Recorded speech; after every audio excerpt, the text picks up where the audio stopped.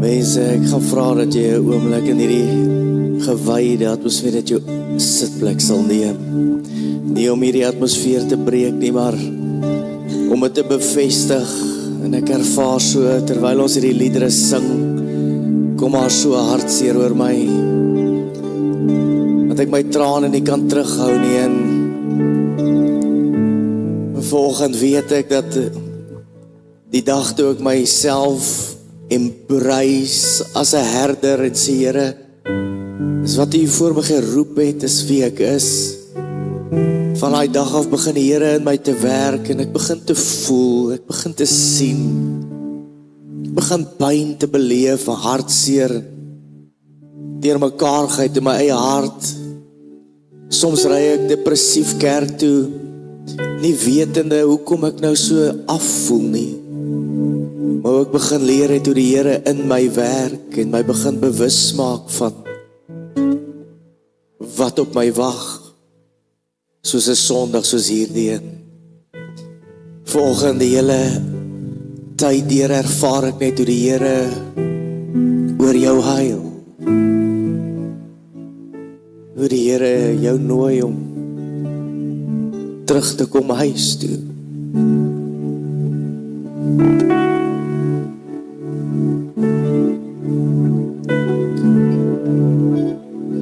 Hoe jy vanoggend net hier kan sit en in sy genade te kan wees, en dat jy nie vanoggend hier hoef te wees met spyt nie, maar dat jy steeds oor die drempel kan beweeg, wat ons noem die allerheiligste, met vrymoedigheid. Dat hy jou roep, en dat sy hand op jou is. Ek weet jy voel dit nie vanoggend nie. Ek weet jy vra, Here, maar wys my. Maar hier is jou teken. Hier is jou teken vanoggend, jy wat uitroep. Wys my, Here, sien my raak. Dat hy nou by jou stil staan en vir jou sê, ek het jou lief. As niks wat jy kan doen, wat jou sal van my af verwyder nie. Ek ken jou sondes en al voel jy so ver van my af. Ek bly lief vir jou. Al het jy geloof in my verloor, ek glo steeds in jou. Al het jy geloof in my verloor, ek glo steeds in jou. Al is jy kwaad vir my, dis soos 'n seun wat kwaad is vir sy pa, omdat hy hom beskerm het. Op die einde van die dag, as hy groot word, dan draai hy terug en sê dankie.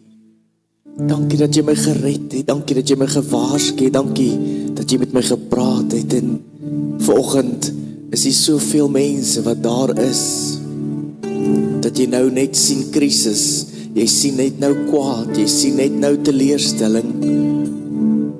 Maar God sê, dis nie 'n krisis nie, dis my plan. Ek het jou lief en ek sal jou hier deurtrek.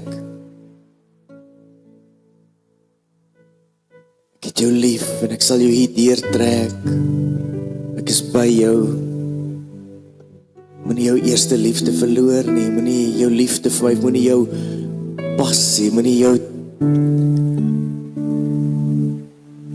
ywer vir my verloor nie.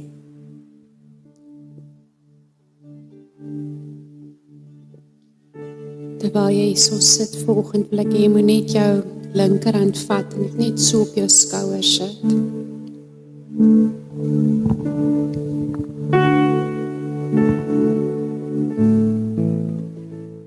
Here, ek vra dat soos wat ons nou so sit,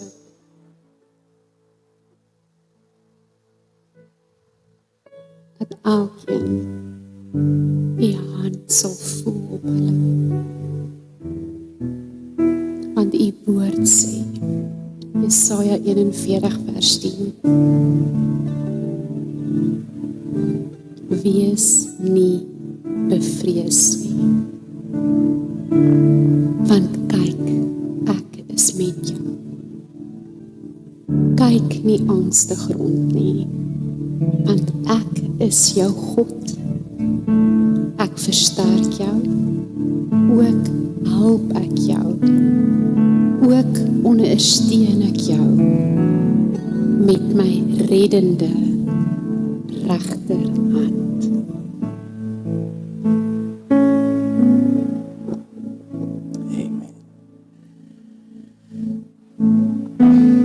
Laat dit net so rukkie insink, mense, so wonderlik, dat die Here so in 'n gebou in kan kom en in 'n mens se hart kan inkom. En ek weet so dat die Here vanoggend verder met jou wil praat en ek dank die Here so vir die aanbiddingspan. Ek gaan dan nou vra dat hulle weer sal opkom. Maar vanoggend wil ek met jou praat. Ek weet dat so die afgelope tyd het hierdie woorde baie deurgekom, my volk gaan ten gronde as gevolg van 'n gebrek aan kennis en ek het baie lank daaraan gaan dink en sê, Here, wat kan ek doen as herder in hierdie gemeente? Ons weet, ons moet hier koop, ons moet praat, maar een ding wat die Here op my hart gelê het, is dat ons weer moet teruggaan Bybel toe en dis elke keer dieselfde antwoord. En vanoggend wil ek jou net eintlik lus maak vir die volgende weke wat voorlê. Ek weet nie of jy weet, daar's 'n boek soos Joel en Amos en Abotja en Maleagi nie, en Haggai nie. Maar ons gaan so 'n bietjie daardeur lees en partykeer kom ek agter mense praat met my en dan begin hulle te lees en dan word hulle half van 'n tweestryd, hulle verstaan nie en dan hou hulle op lees, maar vanoggend wil ek net vir jou so lus maak om weer die klein profete te gaan deurlees. Ons gaan saam met jou journey hier deur. Volgende week praat ons oor Jona, maar ons probeer om in die volgende paar weke jou so lus te kan maak, dat jy kan soos 'n hert wees wat smag na die woorde van die Here, dat jy saam met ons sal lees en ons gaan probeer om so in een Sondag 'n boek te behandel wat jy verder kan gaan lees. Hosea gaan so 'n bietjie langer vat, maar vanoggend wil ek dit vir jou interessant maak, want ek wil nie hê dit moet vir jou voel soos 'n Bybelstudieklas nie. Wil nie hê jy gaan toets skryf hierna nie. Wil nie hê jy moet voel it's boring nie. Ek wil nie hê jy moet voel jy's in skool nie, maar ek wil vir jy moet voel dat die Here vanoggend met jou praat en dat hy jou lei en dat jy hier is vir die regte rede en op die regte plek en op die regte tyd. Ek weet nie of jy weet van die boek Joel nie, maar ek het so 'n tema vanoggend. Is hy daarop? Kan hy werk? Daar is hy. Nou mense, as daar nou een ding is, ek's nie bang vir spinnekoppe, ek's nie bang vir slange nie, ek's nie bang vir niks nie, maar ek is bang vir 'n sprinkaan. Eendag moes ek ons driveway daar afspuit met water en ons mag nêrens heen gegaan het as ons nie klaar gewerk het nie, dan mag jy die aand uitgaan nie, so ek's haastig en moet daar spuit en alles en op 'n stadium is daar so vieslike sprinkaan wat daar sit en ek is so bang vir die ding en terwyl ek so spuit ek hom so met die water dat hy moet weggaan en my pa wat altyd poetse gebak het, weet, kom met een van daai gras, daai harde grasbesems en ek het so 'n polyshot, ek weet nie, daai tyd het ons polyshots gedra, die van julle wat weet wat 'n polyshot is, maar het ek staan so in spuit en my pa draai die besem om en hy druk hom so tussen my bene op en hy sê Aah! En van daai dag af het ek sousou nodig, ek het bevryding nodig. Ek is bang vir 'n sprinkaan. Ek is bang regtig, ek is bang vir 'n sprinkaan. Daar was 'n tyd wat Suzelle my rondjaag in die huis met 'n sprinkaan, weet ek is bang vir 'n sprinkaan. Ek weet nie of jy al gelees het in Joel nie. Joel vertel ons een van die grootste rampe wat Israel nog ooit beleef het in hulle bestaan nie. Daar was 'n verwoestende sprinkaanplaag gewees wat alles kaal geëet het. Hulle het letterlik gegaan, hulle het die lande opgeëet, die wingerde, die olyfboorde. Uiteindelik het hulle die ekonomie opgevreet. Hulle het uiteindelik al die hoop laat opdroog. Hulle het die hoop opgevreet. Maar as ek so deur die boek van Joel blaai, dan wil ek vroeg vir jou sê, maar in Joël ontdek ons presies wat die Here vanoggend vir ons hier bevestig en beklemtoon deur die songs en deur die getuienisse en deur die woorde leer ons dat Joël praat oor 'n God wat sê hy roep sy volk terug. Hy roep sy volk terug en hy sê keer terug na my toe. Ek wil jou herstel. Ek wil jou nie net herstel nie, maar ek wil jou 'n oes gee. Ek wil jou nie net 'n vol oes gee nie, maar ek wil ook onder jou kom wees. Ek wil myself in jou midde kom vestig. En ek dink dit is een van die mooiste boeke wat ons nie klaar lees nie. En ek wil vanoggend jou vinnig net op 'n journey vat. As jy môreoggend moet opstaan en jy het alles verloor wat jy die afgelope 15 jaar aangewerk het. Jy het alles verloor. Ek wonder hoe gaan jy voel? As daar een dag is in jou lewe wat alles verander.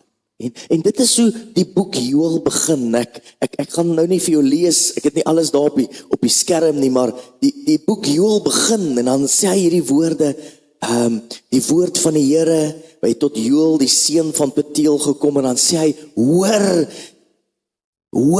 die woorde en dan sê hy vir die oudstes en luister alle inwoners van die land, het jy so iets ooit in julle dae of in die dae van julle vaders, het daar al ooit so iets groots plaasgevind?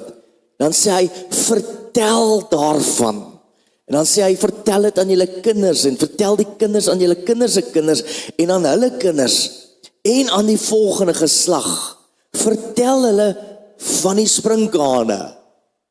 En dan staan daar in vers 4, vertel hulle van die afknyper. En die afknyper het laat oorbly het, wat die treksprinkhaan nie geëet het nie, en dit wat die treksprinkhaan nie geëet het nie, het die voetganger verslind, en dit wat die voetganger nie verslind het nie, het die kaalvleter opgekom. 4 soorte sprinkhane wat hier van gepraat word. En dan sê hy in vers 5, maar jy moet wakker word. Hier, ek hou van daai woorde, hier staan dit in die Bybel, vers 5, word wakker. Nee, julle, ek sal my notas ran, jy weet nie wat daar aangaan nie, ek sal hom ran. En dan sê hy, word wakker, julle dronkaards en julle wynsuipers, hy sê, word wakker, hy sê oor die mos, omdat dit van jou mond af weggeruk is. Ewe skielik, in een dag verander alles. En dan sê hy, een oggend word jy wakker en dan, gister was die olyfbome nog daar. Miskien kan ek net gou vir jou vinnig lees en jy het nou nie tyd om alles deur te lees nie, maar hoofstuk 2, die mooiste gedeelte dan, kom maar nou herstel en kom ek noem net so 'n paar verse, maar selfs nou nog spreek die Here, bekeer julle tot my met jou hele hart en met vas en geween, skeer julle harte en moenie julle klere skeer nie, bekeer julle tot die lewende God, want hy is genadig en barmhartig en lankmoedig en goedertierend. En dan vers 18, hy sê, en toe het die Here vir sy volk opgekom. Dis my sulke mooi woorde. Toe het die Here vir sy volk opgekom. En die Here het geantwoord en gesê, ek stuur nou vir julle koring en mos, ek stuur nou vir julle olie, ek stuur vir julle vrugte, ek stuur vir julle reën, ek stuur vir julle alles wat julle nodig het. Vers 21, wees nie bevrees nie. Bevestiging wat Suzelna nou gesê het, wees nie bevrees o aarde, wees bly want die Here doen groot dinge. Daai versie kan ons die hele dag oor praat. Maar dit is na konteks, en dan sê hy, wees nie bevrees nie, want die Here doen groot dinge. Hy sê, die bome sal weer vrugte dra, en dan sê hy, en die kinders van Sion sal die reën sien, die vroeë reën en die laatreën, soos wat dit voorheen was. Die vroeë en die laatreën sal kom. En dan sê hy, en ek sal vergoed, hoor hierdie versie, ek sal vergoed die jare wat die treksprinkhaan, die voetganger, die kaalvreter en die afknyper verslind het. En dan sê hy, dan sal julle oorvloedig eet en versadig wees, sê die Here. En julle sal weet, vers 27, en julle sal weet, dat ek, die Here, julle God, in julle midde is. En julle sal weet dat die Here julle God in julle midde is. En daarna, die bekende versie wat ons baie quote hier op Pinkster, en daarna sal ek my gees uitgiet op alle vlees, op julle seuns en julle dogters en julle profete, en julle ou mense sal drome droom, en julle jong mense sal gesigte sien. En hy sê ook op julle diensknegte en op julle diensmaagde sal ek my gees uitstort. En kyk, ek sal wondertekens gee uit die hemel en op die aarde. Elkeen wat die naam van die Here aanroep, hy sal gered word. En dan gaan hy so aan, hoofstuk 1, hoofstuk 2 en hoofstuk 3. Ek het vanoggend Joël 1, 2 en 3 deurgelees vir die 5de keer. Dit vat my 'n paar minute en dan dink ek eers ek moet die preek hieroor preek, maar nou moet ek die preek hieroor preek. Okay. Het jy geweet as so swerm sprinkane, ek wil die hele tyd sê iets anders dan nie, maar sprinkane, as hierdie sprinkane kom, navorsing wys dat tussen 50 en 80 miljoen sprinkane is in so swerm. Hulle kan in 'n vierkante kilometer, hulle kan 'n area dek van 150 kilometer as die wind saam met hulle beweeg. So 'n swerm eet dieselfde hoeveelheid as 35.000 mense per dag. Mense, hierdie was nie net 'n swerm paar honderd sprinkaantjies gewees nie. Dit was 'n plaag gewees en dan sê Joël, hierdie sprinkane het die son verduister. Dit het gelyk of die wolk voor die son inkom. In vers 10 kan jy dit lees. En dan sê hy, hierdie sprinkane het in die huise gekom en op die mure geklim en deur die vensters en binne in die huise gegaan. En dan het hy hierdie lande, en dit is wat Joël, hy sê hy het hierdie lande verwoes, die olyfboom, die vrugte, die hele ekonomie. Al hulle hoop is verloor in een dag. Kom hierdie sprinkane deur. Wat my opval in Joël is dat, as jy nou daar deurlees, dan dink jy, hy praat net oor sprinkane, maar hy praat nie eintlik oor die sprinkane nie. Hoofstuk 1 praat hy oor die verwoesting. En as jy hoofstuk 2 lees, dan begin jy wonder, eers praat hy nog van die sprinkane, maar jy moet onthou, sprinkane is altyd gestuur deur God om veroordeling te bring. En dan hoofstuk 2, dan lees jy, dan sê hy dieselfde ding, en hy is soos 'n leermag, hierdie sprinkane wat God gestuur het, dat hy sê, daar kom 'n dag, as jy gaan kyk hoeveel keer sê hy in die Bybel, in Joël, amper 7, 8 keer, en die dag van die Here gaan kom, en ek wil vanoggend vir jou sê, die dag van die Here gaan kom, die sprinkane is weer op pad, en hy maak jy half bewus van, hier's verwoesting in hoofstuk 1, hulle het alles kaal gevreet. Ek wonder nou waar het ek dit geskryf, ja, ek gaan nou daarby uitkom, maar hoofstuk 1 praat so van verwoesting, en jy moet bewus wees, daar's iets wat aan jou lewe vreet, daar's iets wat kom, en het begin stadig, het begin soos 'n afvreter, en dan dit 'n voetganger, en dan 'n afsnyer, en almal het verskillende betekenis daarvan, maar die hele boek gaan nie net oor die sprinkane, dit gaan oor die God na die sprinkane. Hy wil hê, jy moet bewus wees van wat aangaan in jou eie lewe. As ons vandag daarna kyk modern, dan kyk ons na, weet jy wat knaag aan jou lewe? Is jy bewus dat daar iets is wat vreet aan jou lewe? As jy na hoofstuk 2 toe draai, dan sê hy, bekeer jou, kom terug huis toe, en dan gaan God jou herstel, hoofstuk 3, en hy gaan sy God se gees op jou uitstort, en hy gaan die oes, gaan hy herstel. Maar jy moet weet, wat vreet aan jou? Weet jy of jy daai gevoel ken? Iets vreet aan my. Iets laat my voel, maar ek is nie myself nie, en miskien is dit nie letterlik sprinkane nie. Maar hierdie week toe ek daar bid, kan dit wees, dit kan skuld wees, dit kan vrees wees wat aan jou eet, dit kan bitterheid wees, dit kan sonde wees, dit kan net te veel bekommernisse wees, maar iets vreet aan jou lewe. Baie van ons sê, hoorie, maar waarheen is die tyd? Tyd is ons so belangrik. Miskien vreet tyd aan jou waar is die afgelope 5 jaar vandaan? Waar het dit heen gegaan? Is opgevreet. Ek het nie kalender gehou daarvan nie, ek het nie bewyse daarvan nie, ek het nie legacy daarvan nie. Die tyd is net opgevreet. Ek weer kyk as my kinders groot, ek wou hulle nog swing. As so 'n advertensie wat nou daar so het is, bou die pa vir hom met sy nuwe tools, bou hy vir sy seun so beautiful boomhuis. En dan sê hy vir sy seun, wat dink jy van hierdie boomhuis? Dan sê oukie nou al 20 jaar aan, dan sê hy, pa is bietjie laat.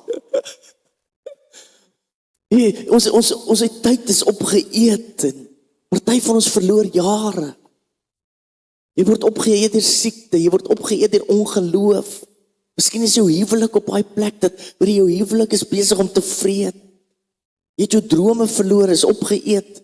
Joel 1:5, en lees ek daarso net weer, dan sê hy hoor, en jy moet vertel, en jy moet bewus wees, hy moet letterlik, dan sê hy, word wakker. Jete mense, daar's 'n sprinkane wat vreet in jou.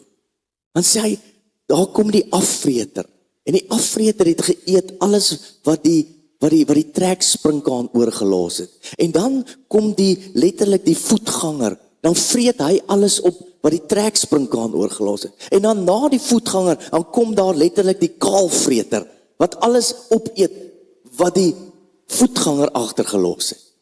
Dit is eintlik wat hy sê, die afsnyer kom eerste, en dan letterlik dan knip hy net die blaartjie af, dan beweeg hy aan. Hy eet 'n bietjie blaar, maar hy knip net die blaartjie af. En dan kom die swermsprinkaan, en hulle kan geweldige hoeveelheid blare opvreet. Maar hulle beweeg aan, hulle klim oor mekaar. Die skrif sê, soos in 'n ritme, hulle klim oor mekaar, maar hulle beweeg vorentoe. En dan kom letterlik die voetganger, dan eet hy alles wat hulle nie geëet het nie. En dan heel laaste, dan kom die kaalvreter, wat die stingeltjie, die lote en die takkies opvreet. Die eerste sprinkaan het letterlik gekom en dan alles gevat. Die tweede groep sprinkane het alles gevat wat oorgebly. Dan kom die derde groep sprinkane en hulle eet alles op wat moontlik agtergebly. Dan kom 'n vierde groep en dan sê hoor hierso, alles wat moontlik kan oorbly, eet ons, absoluut niks bly oor.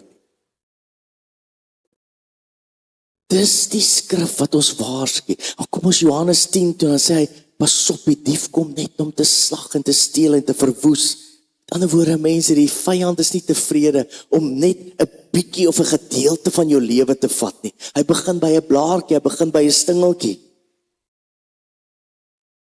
En dan sien ons gelukkig in hierdie skrif dat God het die laaste woord. Dit is asof Joel kom en sê die sprinkaan het gekom, maar aan eindig hy, maar God het ook gekom. Dan sê hy, God is groter as die sprinkaan en dis die boodskap en ek wil dit vir jou weer lees in vers 8 en dan sê hy, en God het opgekom vir sy volk, 2 vers 18.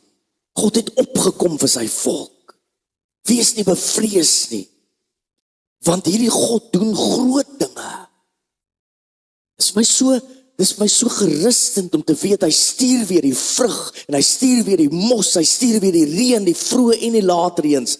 Dan sê hy in vers 25, en ek sal vergoed alles wat die treksprinkaan en die afvreter en die kaalvreter by jou gesteel het, en sal ek vergoed.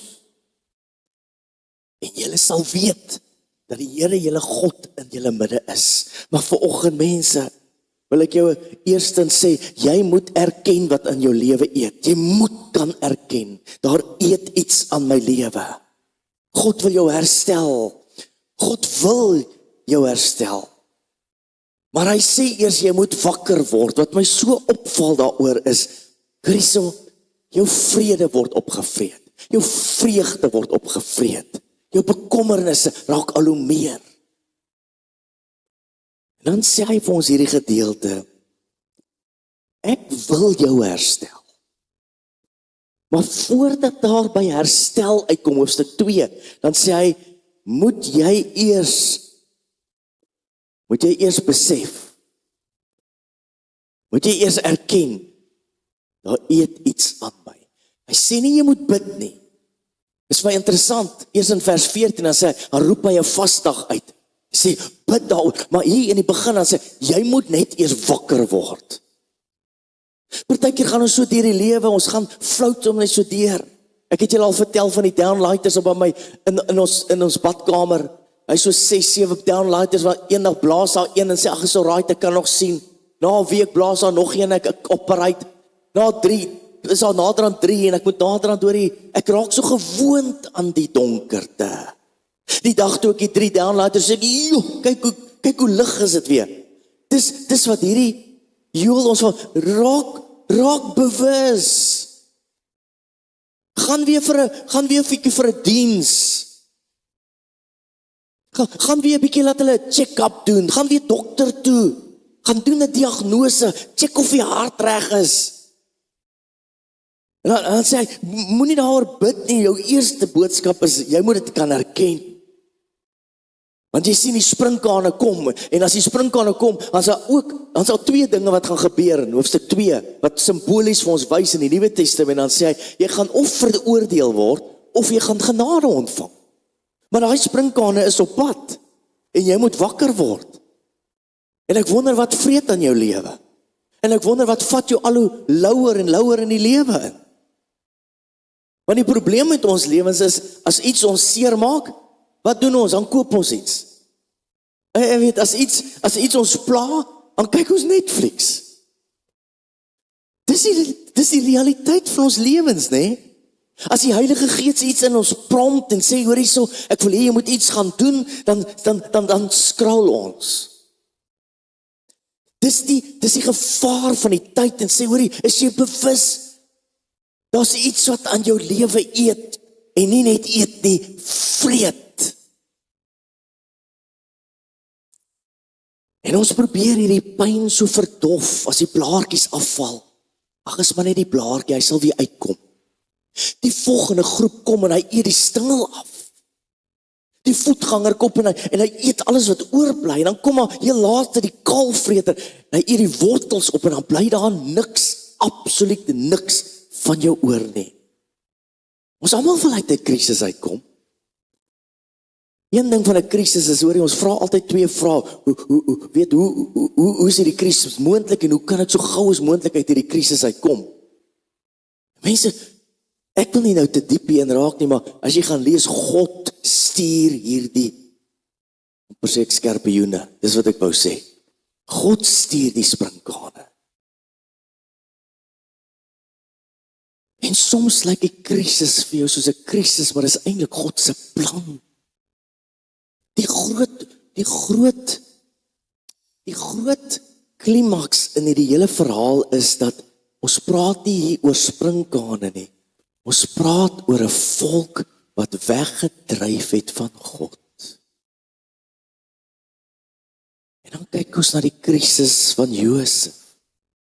En ons kyk na die krisis van Moses en Dawid en Petrus, dan sien ons, Josef se put het hom letterlik na die paleis toe geneem. Moses se woestyn het hom letterlik na sy roeping toe gevat. Die krisis, sê, hoe kan ek in hierdie situasie wees? Dawid se spilonk lewe het hom uiteindelik na die troon toe gevat. Petrus se mislukkings het hom uiteindelik na Pinkster toe gevat. Ek sê nie God veroorsaak alle krisis nie, maar elke liewe krisis sal God kan gebruik, dat jy Romeine 8:28 kan verstaan, alles werk in goeie mee vir die wat die Here liefhet. Volgend pleit ek by jou mense, doen 'n diagnose. Dis soos om dokter toe te gaan en hy sê vir jou alles wat verkeerd is. Hy het nog nie die medisyne voorgeskryf nie. Dis Joel 1. Hy sê, hoor jy, hier's 'n plaag in jou lewe, iets vreet aan jou. Dis die diagnose.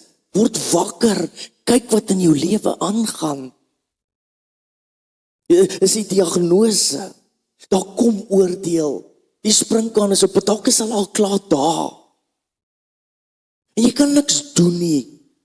Jy voel so ledig en jy kan niks doen nie. Jy kan nie met 'n botteltjie doom daar staan nie. Gaan nie werk nie. Dis te veel. Hulle vreet alles op. Wie jou vra vanoggend, terwyl jy net so dink, want is 'n ander diens en ons mag so 'n bietjie afbreek aan tradisies en ons hoef mos nou nie elke Sondag dieselfde ding te doen nie, maar wat is jou springkans se naam? Wat is jou springkans se naam? Wat het 'n naam? Afvreter, kaalvreter, voetganger, afsnyer. Wat gaan aan op die oomblik in jou lewe? Wat se gogga eet hier aan jou? Wat steel jou vrede? Wat steel jou vreugde?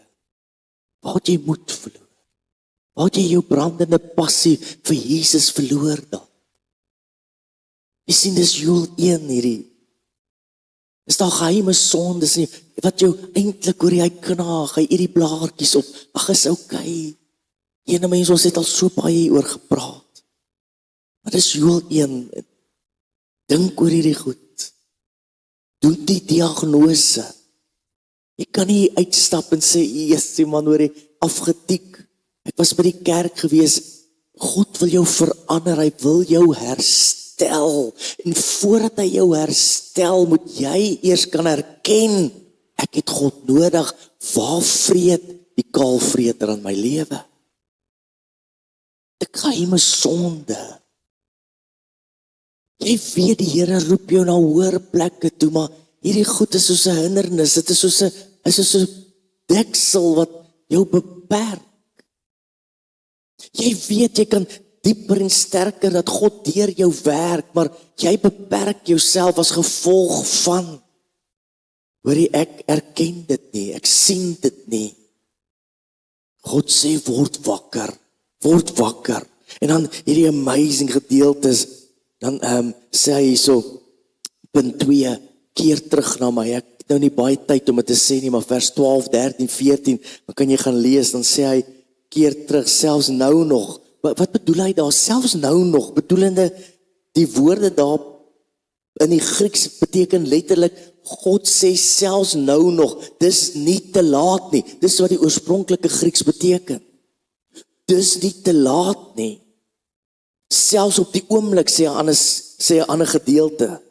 Selfs met ander woorde, na jou foute, selfs na jou sonde, selfs na die sprinkane, selfs na die verlore jare, nou nog, sê die Here, bekeer jou en kom na my toe, en met jou hele hart, met geween en met gevas, dan sê hy, kom terug na my toe, word wakker.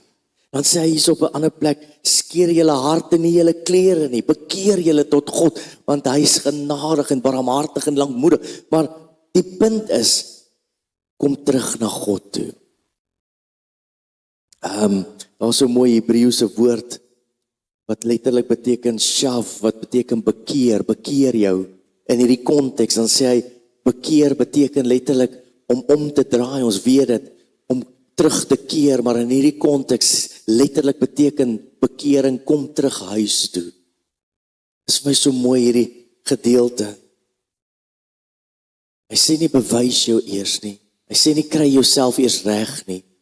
Hy sê nie hoorie, kry jou vrees uit jou lewe, hy doen iets daaromtrent nie. Hy sê draai net om en kom huis toe. Jesus, is my so mooi. Ja, ek kan onthou as jong seun, as ons stout was en op plekke was waar ons nie moes gewees het nie, by vriende gekuier het, wat ek my ma moes gejok het, en ek slaap by die maatjie oor, maar dan, hier's 'n paar wat sê, ja, hulle verstaan, weet, maar, weet jy, as ek by die huis kom, die eerste ding wat my pa my altyd gevra het is, waar was jy? Waar was jy? Jesus, dan moet jy verduidelik, dan moet jy nou besluit, gaan ek lieg, gaan ek nie lieg nie, gaan ek die waarheid praat, maar waar was jy? Weet jy dat God dit nooit vir jou vra nie? Weet jy dat God se hart nooit daardie vraag vra nie? Hy vra nooit, waar was jy? Die verlore seun, toe hy by die huis kom, toe die pa, hy weet, hy was daar tussen die varke en oreerders en geldwisselaars en donker lewe, hy vra nie een keer, waar was jy nie? Hy sê net, welkom terug. kom huis toe. Yes, mense, en ek wil dit vanoggend vir jou sê, dat keer terug na hom toe, vers 12, keer terug na hom, met jou hele hart en met jou hele siel. Die sleutel op die antwoord van die sprinkane is nie veg hulle nie. Die antwoord op die sprinkane is, kom na my toe. Erken ek het 'n probleem, dan kom jy na my toe. Kom terug huis toe. Dit is my so amazing as hy praat, hy soek 'n bekeerde hart en nie geskeurde klere nie. Geskeurde klere is letterlik om iemand te beïndruk, om te wys jy's in rou in. Ons is so goed met geskeurde klere. Ons kan nogal geskeurde klere hier laat uitlyk. Ons sing reg, ons praat reg, ons glimlag, ons doen wat ons moet doen. Ek sê, God het nie tyd daarvoor. Ons lewe in 'n tyd wat, jy's opreg, jy volg hom, jy skeer jou hart en nie jou klere nie. En dan lees ons, as jy dit doen, dan lees ons, hy is genadig en barmhartig en so lankmoedig met jou. Ons sien dit reg deur die skrif, Adam en Eva hardloop weg. Ons sien hoe letterlik Petrus weghardloop, ons sien hoe Sia se vrou weghardloop, maar elke keer is God se hart presies dieselfde. Kom terug na my toe, kom terug huis toe. Ja mense, ek voel so my hart gebroke hieroor. Weet, ons het altyd vir ons kinders gesê, jy kan droog maak, jy kan stout wees, en as jy ooit in die moeilikheid kom, weet net, dat jy altyd by hierdie huis veilig sal wees. En dis presies wat die Here vir ons sê, hoorie, kom terug huis toe. En dan gebeur daar ietsie, miskien kan ek jou hierdie gedeelte net sê, want ons verstaan partykeer bekering nie lekker nie, maar God vra nie jou bekering omdat hy jou nodig het nie. In hierdie hele konteks kom hy en hy sê, gee my jou bekering want ek het iets vir jou. Ek het iets vir jou. Ek het hoop vir jou. Ek het herstel vir jou. En dan lees ons daarso, kom ontvang sy herstel. Vers 2, vers 18 en die res van die boek, kom ontvang sy herstel. Die Here het toe begin opstaan. Vir die eerste keer hoor jy God se stem weer. Wanneer hoor jy weer God se stem? Hy was doodstil. Maar toe hy sê, word wakker.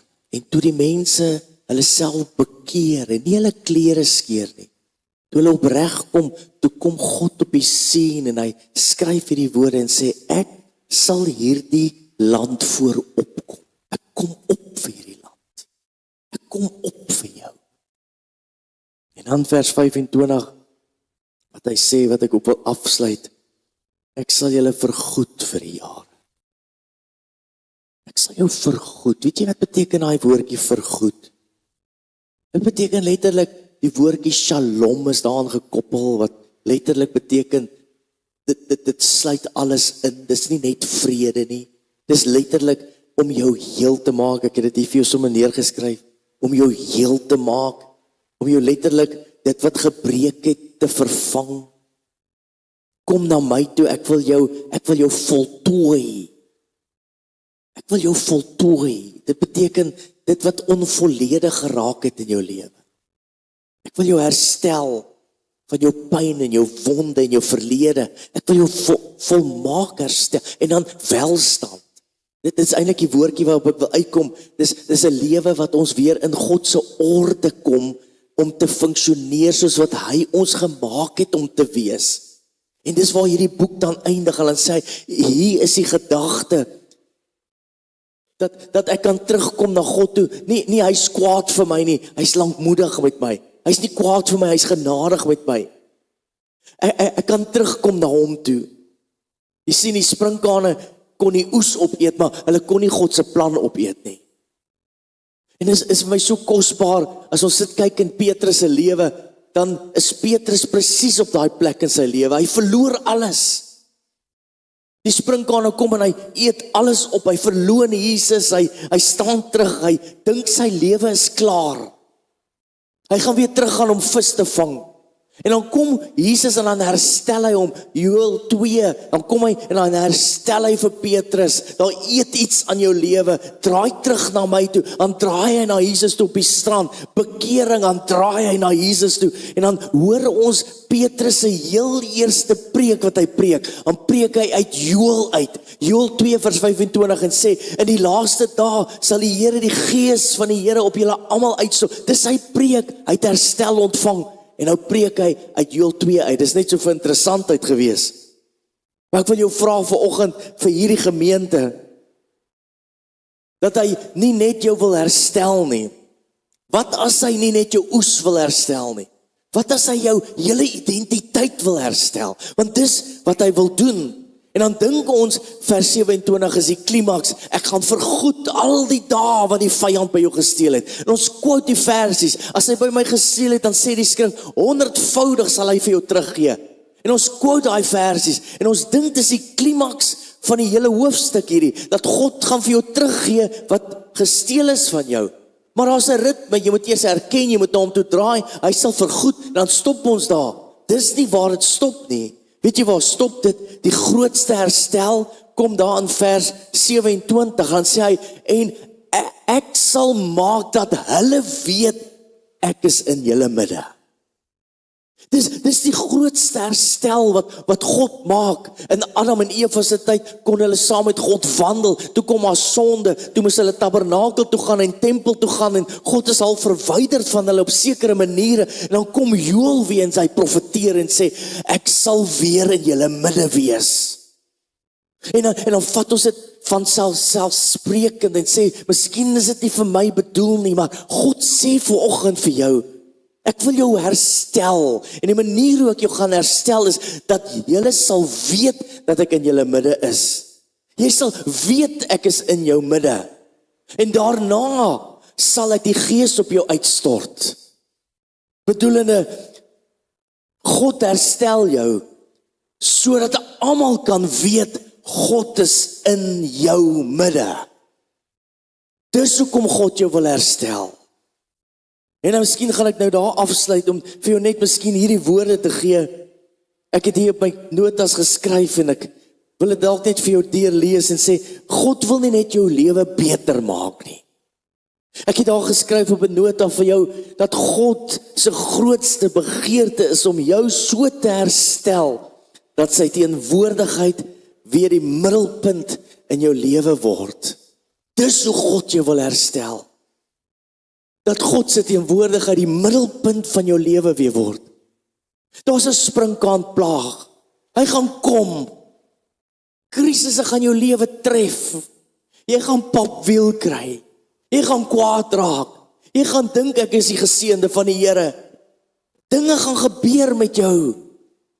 En dan moet jy hierdie konteks onthou en sê, ek behoort aan God en hy doen groot en wonderbaarlike goed. As daar goed in my lewe gebeur, dan draai ek na hom toe en sê, Here, ek erken, ek het 'n probleem met pornografie. Here, ek erken, ek het 'n probleem met hierdie sonde. Here, ek het 'n erkentenis teenoor U om te sê, die afvreter eet van my lewe af. Want mense, dis te laat dat ons op 'n stadium kom in ons lewens en niemand sê dit vir jou nie.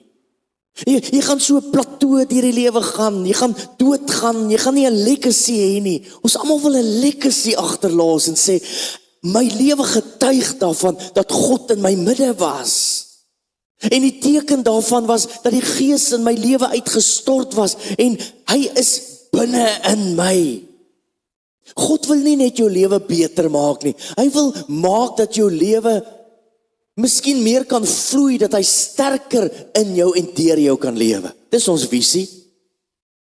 Jy sien, hy wil homself bewoonbaar maak in jou. En God trek nie uit jou uit wanneer jy sonde doen nie. En ek dink dis baie wat ek dink. Miskien moet ek dit net sê. God is nie bedreig deur sonde nie. Hy bly daar. Die Gees van God is heilig. Hy hou nie daarvan nie. Maar sodra jy dit kan erken en sê, Here, hierdie goed moet uit in my lewe uit. Die afvreter, die voetganger, die afsnyer. Hy gaan kom en alles vernietig. Dit is asof die donker word oor jou. 'n Swarm plaag wat na jou toe kom. Jy gaan of genade kry of jy gaan veroordeel word, want daai tyd kom weer. Dan moet jy na my toe draai. En mense, dis nie 'n bangmaak preek nie. Dis nie jy gaan hel toe gaan nie. Dis 'n uitnodiging, kom huis toe. Kom net weer huis toe. Lumai kom kuier nou hierdie week vir ons en ek neem 'n foto van haar van die hond daar op haar bed. Ek vou die hond so toe met kombers.